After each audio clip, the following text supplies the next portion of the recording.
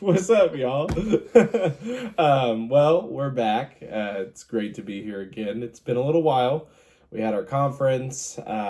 We slacked off last week, and we are back. And so I'm really looking forward to what the Word has for us today. We're back in with the fruits of the Spirit. So I'm going to go ahead and read Galatians 22 and 23 for us, and then we're going to get into it. But the fruits of the Spirit is love, joy, peace, patience, kindness, goodness, faithfulness, gentleness, self-control. Against such things there is no law. So today we're going to be looking at kindness and goodness. Technically kindness is first. So are you going to go first? Sure. All right, go ahead. That's fine. Yeah, we'll switch it up today. We're just going to throw everything off. Josh told me to do kindness. Why'd you say it like that? I don't know. And forced you to do it. She's kinder than me, so it's easier. I guess that's true.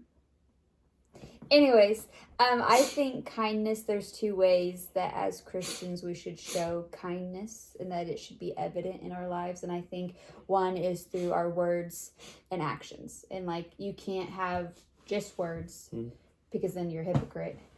And like, you have to have both of them. Right. And so I think kindness is extremely powerful. And again, I've tried to find this verse that says that God draws us to him through his kindness. And so he's the ultimate display of kindness for us. But again, I cannot find that verse for the life of me. So keep trying. But I have some verses that I think display the words and the actions and how much impact they have on you. And so the first one is words. I think words are extremely powerful. They are used to build people up or to tear people down, and there's really no in between. You're doing one or the other. Right. And so the first one is Proverbs 16:24, and it says, "Gracious words are like honeycomb, sweetness to the soul and health to the body." And I think that's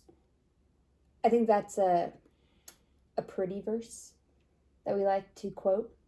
I think Proverbs and Psalms have a lot of pretty verses, but we don't actually act on or take that as truth.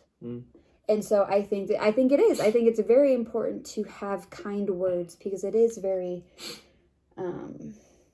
important to your soul. Right. I mean, I think words of affirmation for somebody outside of you, I think that's like my biggest love language. I like to be told that I'm doing a good job. So words of affirmation are extremely huge. And I think that's for a lot of people. Right. They want to be told that they're doing good and that they're seen. And so gracious words are like honeycomb. And I also think that gracious words are like honeycomb when it's undeserved.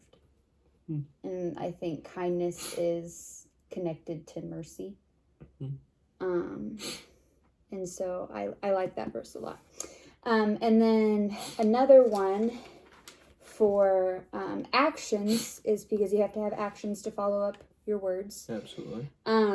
Is Ephesians 4:32, which says, "Be kind to one another, tender-hearted, forgiving one another as God in Christ forgave you." And I think that and I know I'm extremely guilty of this, is we tend to be a lot harsher on other people than we would like to be on ourselves. Right. Like if we showed the same amount of judgment or harshness that we give other people, if that was turned around on us, like we would not handle that very well. Right. And so be kind to one another, tender-hearted, like having that compassion, having that mercy for them, forgiving one another sometimes when it's undeserved, as Christ has forgiven you because we are undeserving. Absolutely. And so I just really like that it specifically says, like, be kind.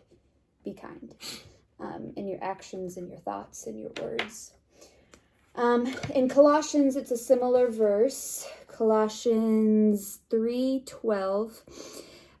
Put on then as God's chosen one, holy and beloved, compassionate hearts, kindness, humility, meekness, and patience.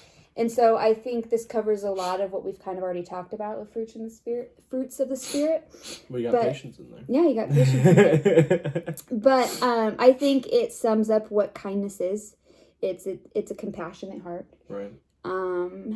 It's humility. Mm. That's kind of like the mercy and just meekness and just being a peacemaker in situations that maybe from a world standard wouldn't have any peace in it. Right. And so I think for a Christian to show kindness is very huge, because I feel like we live in a very unkind world. And I feel like everybody's like, well, I'm just super opinionated. I say what I think and all that kind of thing, which is good to be opinionated, right, because it's almost just as dangerous to have no opinions. Yeah. But like, I feel like that's a cover up for just saying whatever I want and then being rude and mean and getting away with it. Right. And so just being kind in how you approach people, being kind in how you think about people, I think is very huge for the Christian and what Absolutely. They should, the fruit they should be producing. Right. So. That was really good. I don't really have anything to add. That was really good. I love listening to you talk. You do a good job. So mine is goodness. And one of the things I thought is really cool, because me and my family just talked about the word that was used at the very beginning of time when God said it is good, and then called us very good, which is Tob. And so that was something we literally just talked about, and my word is goodness. Now, the goodness he's talking about here, unfortunately, is not Tob, and so I can't piggyback off of Tob. I just wanted to throw in there that Tob's cool. But goodness here is actually the same thing. It's the same, not the exact same word, but like obviously, because good and goodness aren't the exact same word. It's the attached version of good that's used in the verse in Mark 10:18, where the Pharisee is questioning Jesus, and he's like, why do you call me good? No one is good but God. Kind of, catching him in his tracks, which is like, well, if you're going to call me good, then you have to accept that I'm God. Mm-hmm. And so the word that he used there is I think I'm pronouncing it right, agathos, which is good. And it's like being good as a person. Like that's the attribute. It's like an attribute of somebody, whereas Tob is more like good and pleasant and nice and that kind of stuff, prosperous, all that kind of stuff.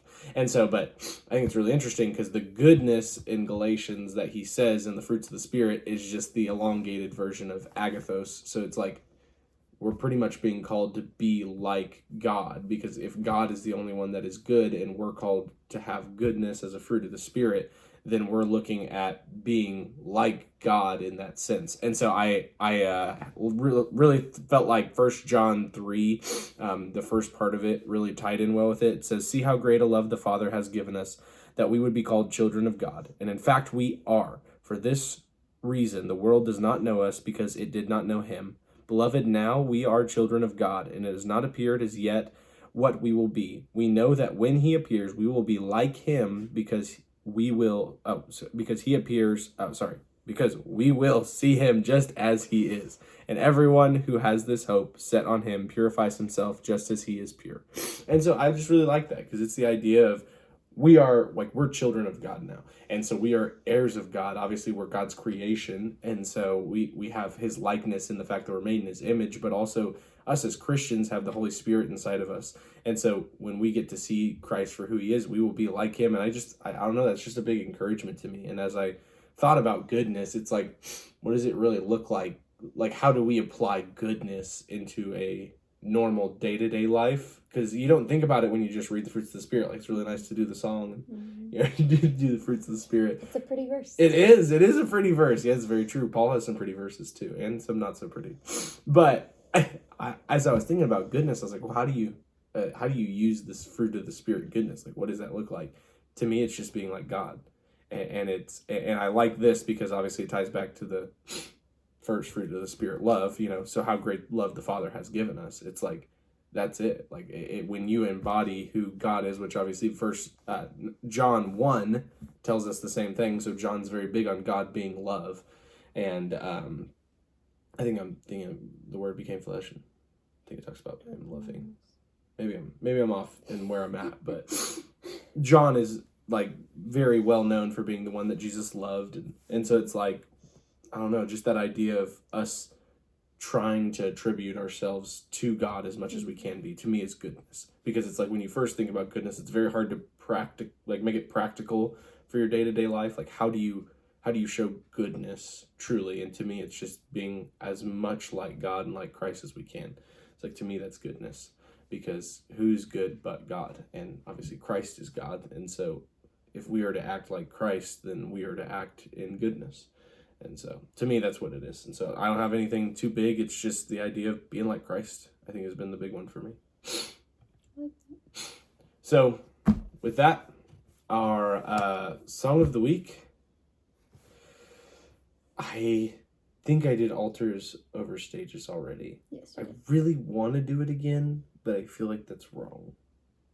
So, instead, we're going to do another one that I've already done before, but that's really good. Or maybe I haven't done this one. It's Cathedrals in the Nelder Grove by Benjamin William Hastings. It's a really good one. It's just very thought-provoking, and just the idea of, being strong in trials, and obviously that attributes to goodness too, because God is strong in trials. As we saw Jesus go through trials, it's like when we're trying to be like Christ, part of that goodness is standing strong in hard times. And so with that, I hope you guys enjoy. I hope you guys got something out of this. I hope God stirred you a little bit with what we're saying here. I hope this touches your heart. I hope you want to bring people to Christ. I hope this just encourages you to go out throughout your week and touch the lives, whether it's your coworkers, your friends, your schoolmates, whatever the heck it is. Just love the people around you in the way that Christ is calling you to love, and don't let any moment or any day be a dead day for God. Just let everything we do glorify God in everything we do. Let us just be more and more like Him every day. That goodness and that kindness, and obviously, God is the most kind, and so if you're really trying to be like Christ, you'll end up being kind as well. So we love you guys, and I look forward to next week, because we're actually going to be consistent with these again. And so with that, deuces.